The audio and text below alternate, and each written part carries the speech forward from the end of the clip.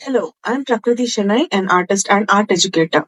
I'm super excited to be here today because we will be trying knife painting techniques.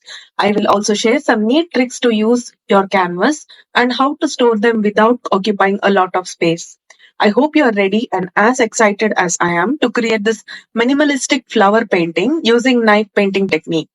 I have kept it simple and used basic strokes so that most of you will be inspired to try this. If you don't have a knife, you can use a cut credit card too. You will see that I'm using an old acrylic sheet palette as base for my canvas sheet. I have cut it with about 2 inches space on all sides. This will be helpful if I plan to stretch the canvas in the future or even when framing. This cut will go inside the matting part. This way, no part of my painting will be compromised when framed in any way.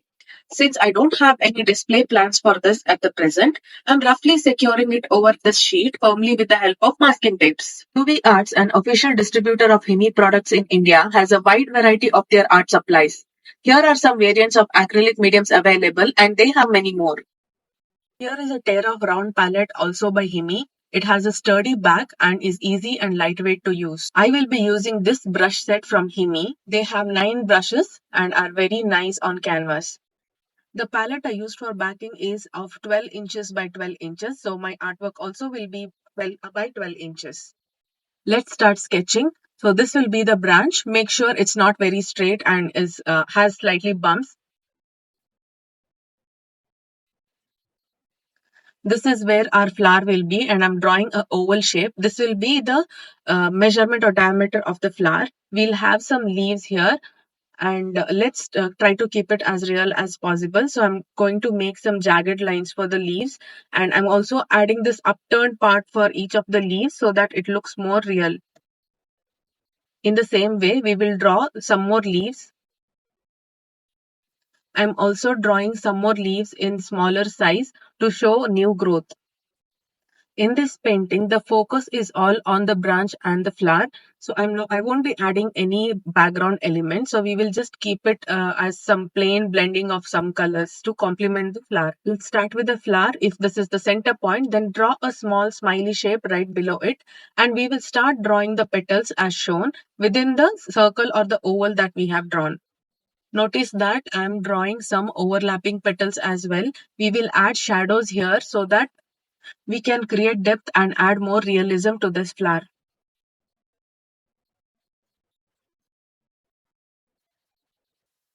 I will now erase off all the guidelines that we had drawn.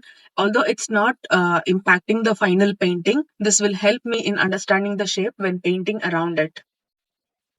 I will also mark some veins and the darkest point on the flower. This will help me in the later phase when I'm adding all the depth and the darker shades. I will also draw a small bud here. I will just make some mark to depict a tiny bud of this flower. Let's also add a leaf here right behind this branch. So that's all there is to sketch. Let's start painting. For painting the knife part, I'm taking this knife from Himi and I'll be using this set of 48 colors from Himi. Here is a list of colors we will be using. In the background, you will see that I'm adding outlines using burnt umber.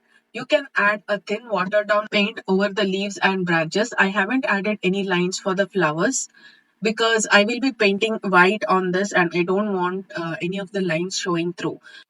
I will be using this bristle brush fan brush from Himi and I'll be using grass green shade, black, yellow, green, white for the initial layer of painting.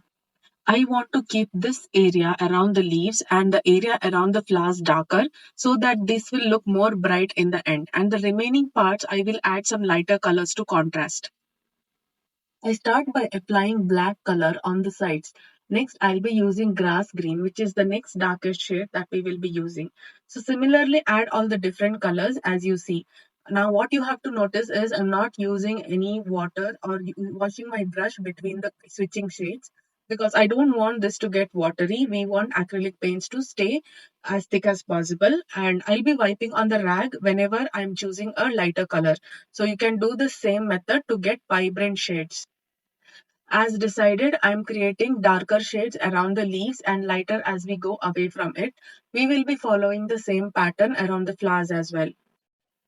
Keep your paints ready and pick them up quickly and keep adding them beside one another and use your fan brush to blend. This will give you a smoother transition between colors.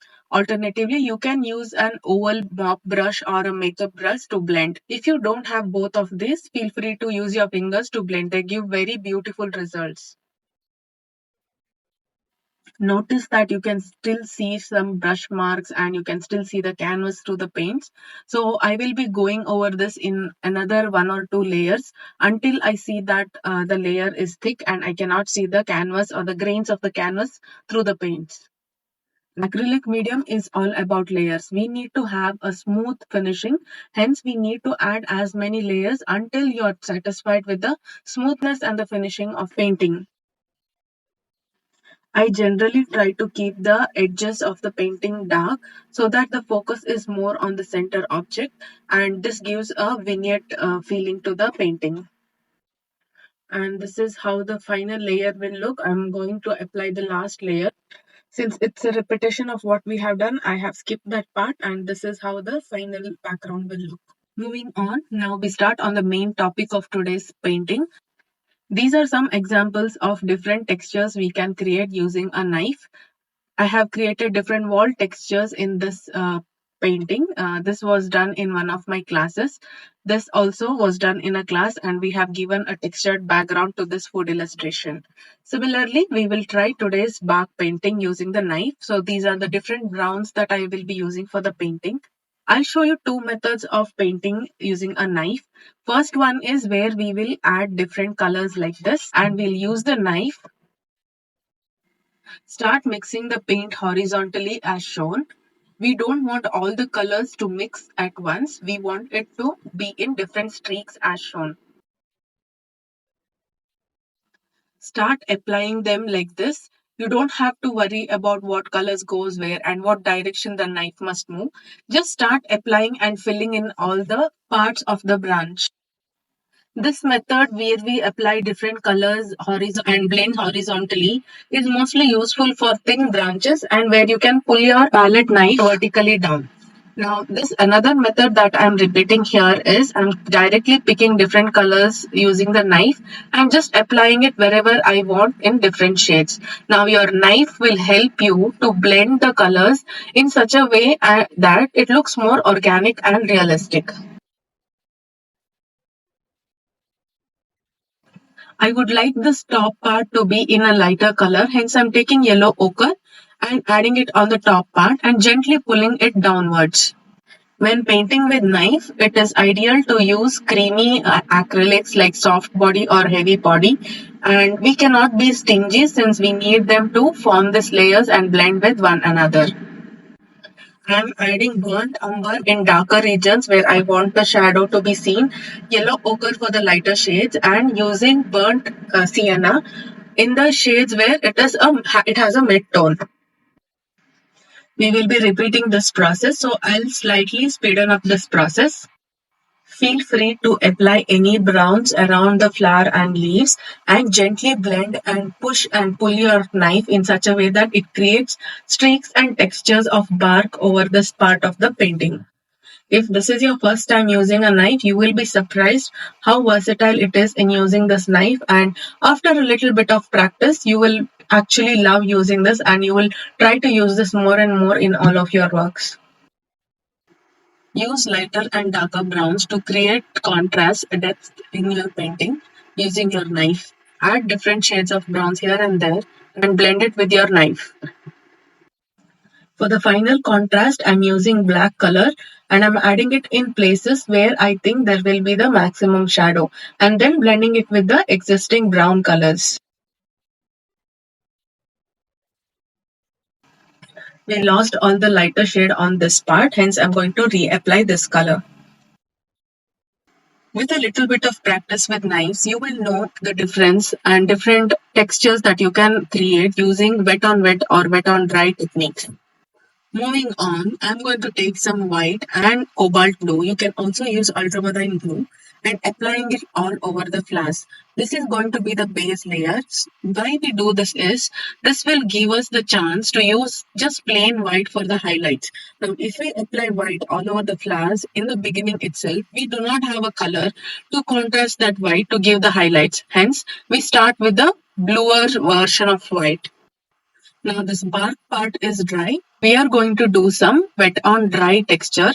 So I'm going to take very little paint and roughly applying it on the bark to create some rough texture like this.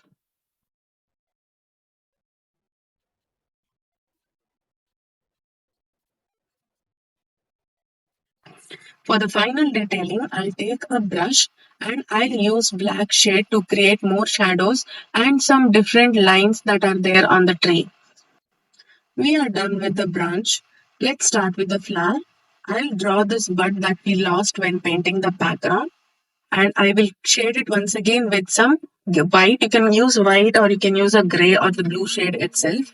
Next, let's start painting the leaves. For this, I'm taking the yellow green shade and color blocking all the leaves. I'm using a angular or angled brush to create more depth and define the edges of the leaves.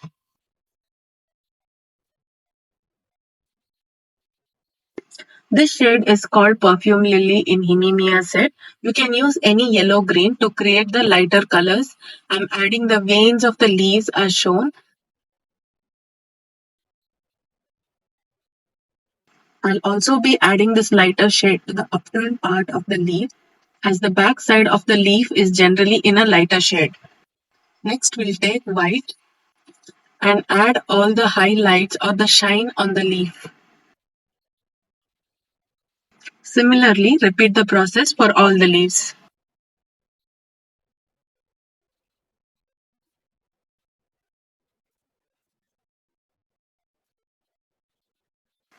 Now for the shadows, I'm going to take sap green and mix a bit of black into it. Apply the darker shade beside the lighter shade vein you have added earlier. I like to use my fingers to blend and create a smoother effect as shown.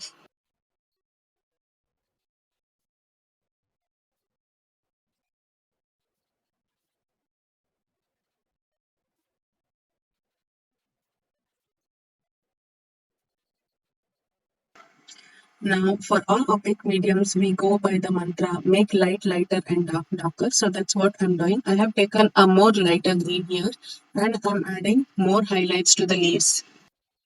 Remember to blur the sharp lines. Here I'm using my fingers on all the veins that I'm creating.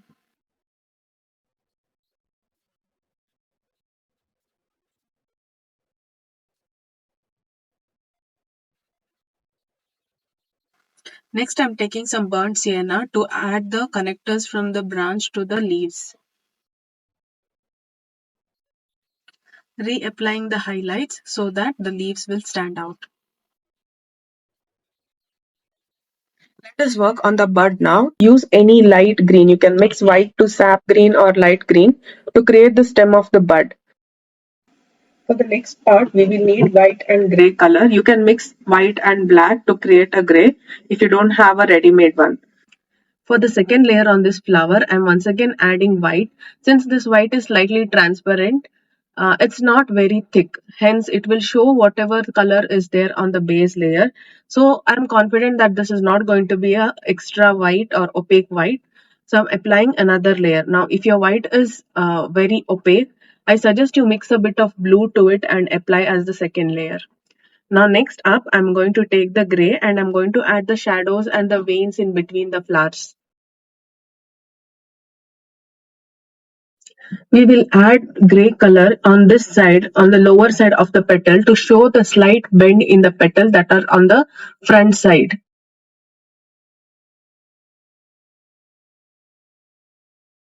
Blend all the grays with a little bit of white when the paints are still wet. Your gray and white both must be wet to get a smooth blend.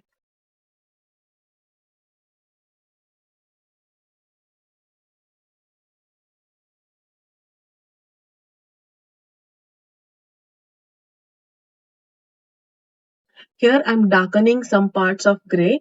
Feel free to rework on the grays and whites as you see fit. Next up, I'm going to take very dark or heavy white paints. For this, I've used heavy body paints so that the white will stand out. Now, wherever you want the highlights on the flower, this is where your final white color will go. This is plain white. Now, coming to the center part, I've taken some sap green and added it to the center. I'm also adding some differentiation between the leaves and the bud as well with the sap green. Next up, I'm taking a light green and adding some lines in between the sap green to create a variation. Now we'll take some Naples yellow, or you can mix some white and lemon yellow if you don't have the shade. And we are going to draw this stamen of this flower. For this, the center part I'm making it longer and the sides are slightly shorter. Once again, I'm using sap green to create difference between each of these stamen. Then take any dark yellow and add these dots over it. And our flower is ready. Clean the edges. Now for some more detailing on the branches, I'm using a brush to create this dark detailing on the branches. And I'm also adding these small spikes that are there on the branches and creating some lighter and darker shades.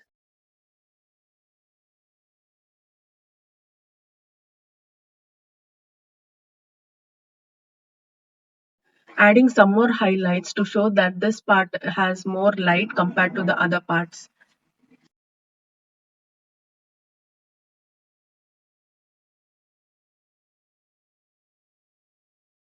We are done with the painting. Let's sign it and see the final painting. I hope you like painting it and like the final look of your painting. I'm waiting to see your creations. Now, I would like to share some tips on how you can store your paintings. Now that we are done, I'm going to remove all the tape that we had applied. Let's see how this looks without the sturdy background that it had. Now, this is just a sheet of cloth that you can, easily store. You can put a plastic wrap over this or a butter paper. Then take a paper roll like this and roll it. Now you can stack it or store it vertically in a tub or however you please after chopping off the extra parts and put a tape over it so that it does not open. Now if you do not put the roll in between, what happens is chances are it will lay flat when something is kept over it and you'll have lines over it. Hope you have learned some things and this helps you. If you have any queries, you can DM me on Instagram. This is Prakriti Shanai signing off. Until next time, bye bye.